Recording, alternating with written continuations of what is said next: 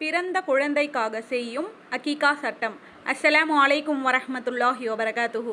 நபி ஸல்லல்லாஹு அலைஹி வஸல்லம் அவர்கள் கூறினார்கள், ஒவ்வொரு குழந்தையும் அதற்கான அகீகாவுடன் பிணையாக்கப்பட்டுள்ளது. குழந்தை பிறந்த 7வது நாளில் ஆட்டை அதற்காக அறுக்கப்படும். அதன் முடி களையப்பட்டு அதற்கு பெயர் சூட்டப்படும். இன்னொரு ஹதீஸில், யாருக்கேனும் குழந்தை பிறந்து அதற்காக அவர் ஆட்டை அறுத்து வணக்கம் புரிய விரும்பினால் அவர் ஒரே மாதிரியான 2 ஆட்டை ஆண் குழந்தைகளுக்கும் 1 ஆட்டை பெண் குழந்தைகளுக்கும் கொடுக்கட்டும் என்று கூறியுள்ளார்கள். அஸ்ஸலாமு அலைக்கும் வரஹ்மத்துல்லாஹி வபரகாத்துஹு. பிறந்த குழந்தைக்காக செய்யும் அகீகா சட்டம். அஸ்ஸலாமு அலைக்கும் வரஹ்மத்துல்லாஹி வபரகாத்துஹு. நபி ஸல்லல்லாஹு அலைஹி வஸல்லம் அவர்கள் கூறினார்கள், ஒவ்வொரு குழந்தையும் அதற்கான அகீகாவுடன் பிணையாக்கப்பட்டுள்ளது.